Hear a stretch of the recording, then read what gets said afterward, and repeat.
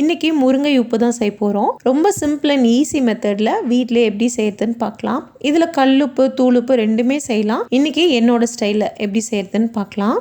ஒரு கைப்பிடி கழுவி க்ளீன் பண்ண முருங்கைக்கீரை, கொஞ்சமாக கறிவேப்பிலை, கொஞ்சம் தண்ணி சேர்த்து மிக்சியில் ஃபைன் பேஸ்ட்டாக அரைச்சிக்கலாம். இரும்பு பேனில் 1/2 கிலோ கல்லுப்பு சேர்த்து நம்ம அரைச்சி வச்சுருந்த முருங்கைக்கீரையை வடிகட்டி அந்த சாறு மட்டும் ஒரு 2 கரண்டி அளவுக்கு சேர்த்துக்கோங்க. 1/2 கிலோவுக்கு 2 கரண்டி கரெக்டாக இருக்கும். இதை நல்லா கலந்து விட்டுக்கோங்க. இப்போ பார்த்தீங்கன்னாலே தெரியும், நல்ல ஈரமாக இருக்கும். அந்த பேனில் இப்படி அழகாக அப்படியே பரத்தி விட்டுடுங்க. ஒரு 2 நிமிஷம் விட்டிங்கனாலே இந்த அளவுக்கு நல்ல உதிரி உதிரியாக வரும். இதே மாதிரி ஒரு 2-3 தடவை பண்ணி இந்த அளவுக்கு சுத்தமாக ஈரப்பதம் இல்லாமல் உதிரி உதிரியாக வந்ததுக்கப்புறம் நல்லா ஆற விட்டு எடுத்து வச்சுக்கோங்க. 1/2 கிலோ உப்பு நம்ம வடித்து வச்சுருந்த சக்கை சேர்த்து நல்லா வறுத்துக்கோங்க.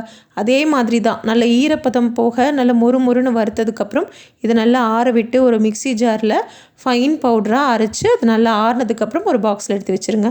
அவ்வளோதான், ரொம்ப சிம்பிள். கண்டிப்பாக ட்ரை பண்ணி பாருங்கள். தேங்க்யூ.